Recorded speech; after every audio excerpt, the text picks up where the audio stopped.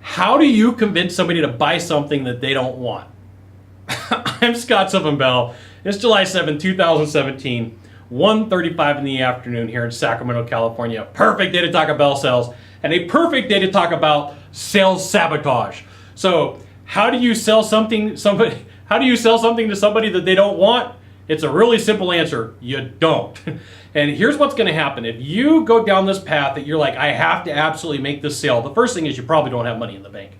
The second thing is you're desperate. And the third thing is you are building yourself up for a huge surprise later on down the road when that person has resentment against you and goes off on you in various, I want to say multiple various at the same time, various different types of ways. They can write a bad review, they can file a charge against you in some sort of professional manner, in some sort of legal manner. You know, I see salespeople that they are so caught up in making a sale on a product or a service or something that they've done because they're the agent, because they need the money, because it's the one that they would buy.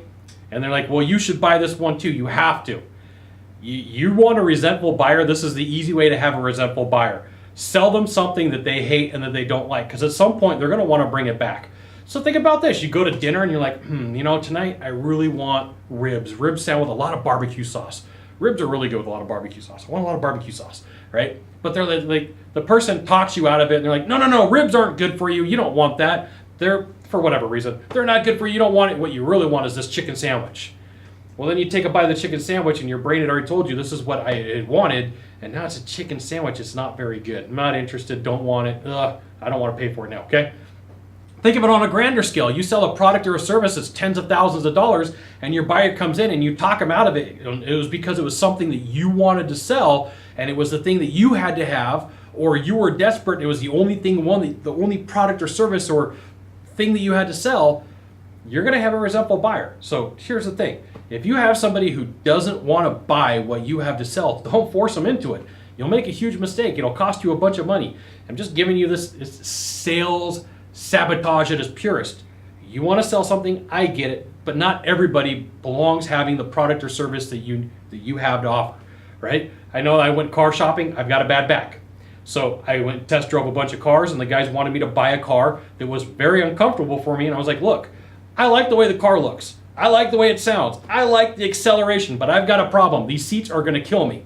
Well, no, can we get past that? No, we can't get past that. I've got a back issue. There's no way in the world that I'm going to drive, put 100,000 or 50 or 50, 70, however many miles on this thing if I keep it. No way in the world. I like the car. I don't want to buy it for this reason. Well, what would entice you to do it? Like, change the seats out. Well, we're not going to do that. Like, then I'm not buying the car, okay? So think about that example. There's some things that you went and bought and you shouldn't have bought it, and it's not something you wanted and you resented it afterwards and you didn't want anything to do with it. And if there's a relationship and it's a husband and wife and it was a couple decision, you are going to ruin that guy's life, right? There's no other way to explain this. There's not politically correct. I get that, right? For the rest of that guy's life, that guy's going to hear, remember that time that you went and bought that thing and I told you shouldn't? That guy will hear about it until the day that he dies or until the day he gets divorced, and even after the divorce, he'll probably hear about it, okay?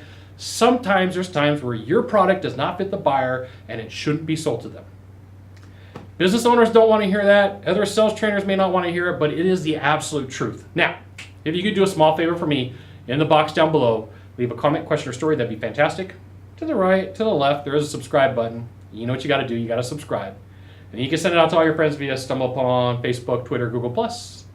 Why not even discuss Sylvan Bell? We'll see you soon. Thanks for watching. Aloha.